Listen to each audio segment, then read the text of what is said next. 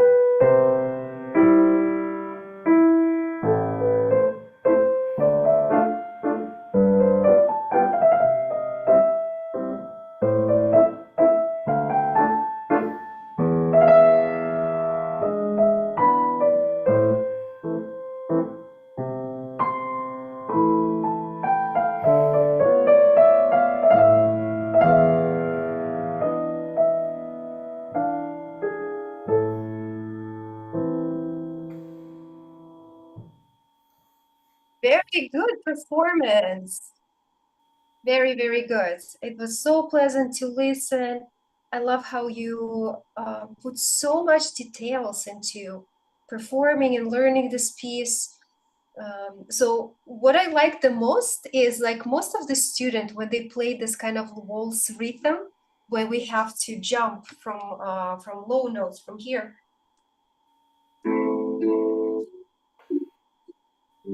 Yeah, can you hear my piano okay? It's a bit muffled. I can hear it. Yeah, let me see if my original sound musicians. No, it's off. No wonder you didn't hear it. So what I hear most of the students do when they play this kind of a waltz rhythm is like really being heavy on beat, on a downbeat, like an upbeat, 2 and 3, playing like something like this.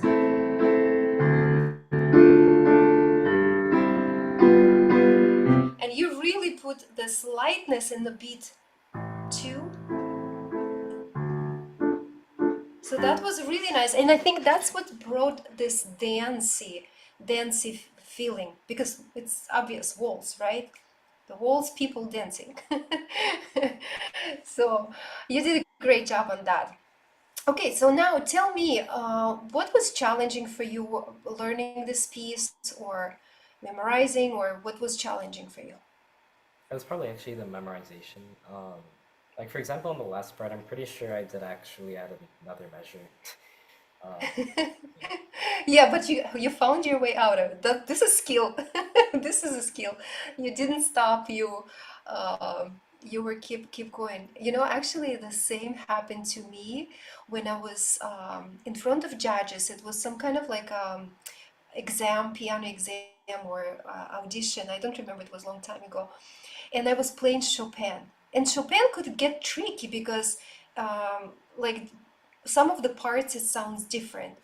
And you know, when I was performing on stage and with the side of my vision, I actually, you know, caught that there are so many people are listening to me and watching me, and I got scared and nervous at that moment, and I forgot everything that I have to play.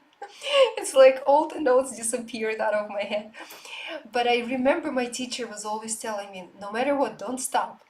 But I think I invented like additional part to Chopin. Was it Etude or Polonaise? Polonaise I was playing.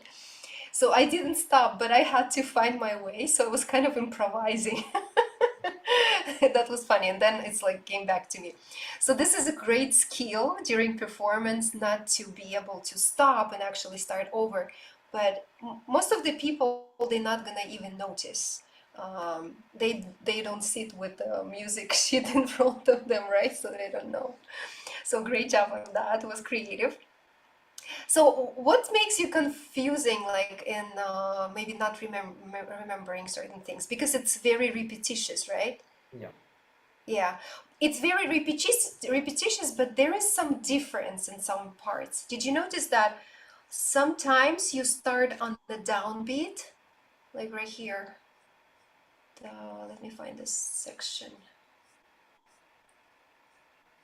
And sometimes you have a rest, right? So this section, there is a eighth rest, and this is eighth rest. So it might throw you off because it's, yeah, it's the same notes, but they kind of like doesn't sound the same because you are starting on a different beat. All right, so let's maybe look at the part that you feel more like that you need to work on in memorization. The last part, right? You said like you were adding in. Maybe let's start from here. Da da da, measure 41. Okay. Going toward the end.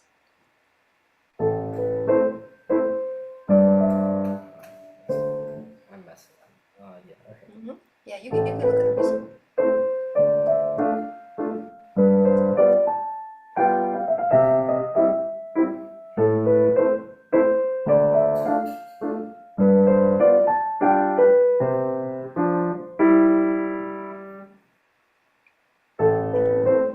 And then and then you're gonna repeat, but with E, right? By Yeah. adding this E.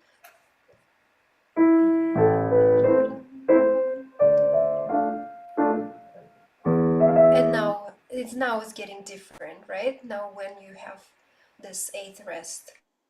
Okay, all right, let's keep going.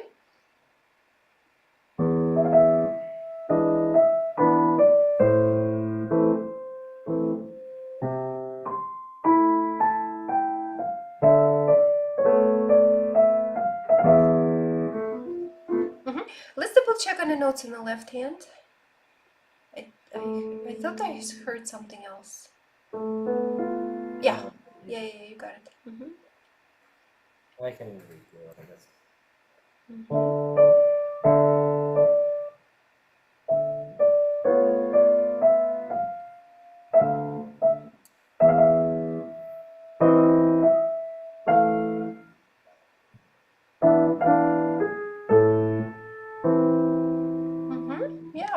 Yeah. Would you mind to do that last section again?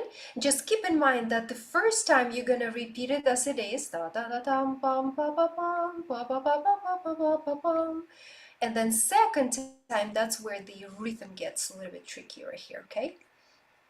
Okay. Should I start from measure 41 again? Yes, please. Okay.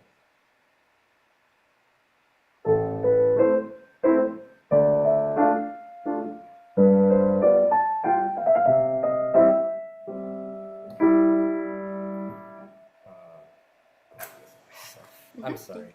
It's okay. It's okay. You can look.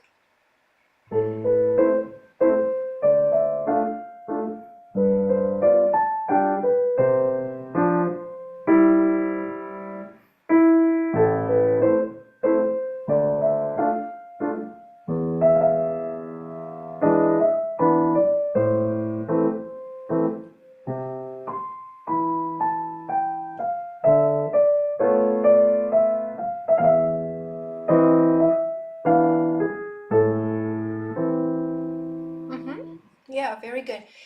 And how well do you know your primary chords? This is going to be another way for you to be very helpful in memorization. It's just following the primary chord pattern. Like when I say primary chord, does it ring the bell? Yeah. Yeah. Yes. So we have tonic, subdominant, and dominant. And then this piece, like what's the key signature for this piece? A minor. A minor, right? So what's going to be the tonic for A minor? A minor chord. What's going to be subdominant? So the dominant is the 5. It's a 4, right? Oh, my This, bad. the fourth step. And it's okay, it's all good. It's not like we're using this language every day. So what's going to be the fourth above A? D. D minor, right? D minor. And then what's going to be the dominant chord? That's the 5. That's the 5. And what chord is it going to be? E minor. E major. Dominant is always major, Oh. and that's where you see. That's where you're gonna see the sharp. So E major. Dominant is always major. So those three chords. And now if you look at the chords pattern, right here we have tonic, right? And the next measure is, what chord is this? Subdominant, yes, very good. So this is D minor. And then right here, what's this chord is? The dominant.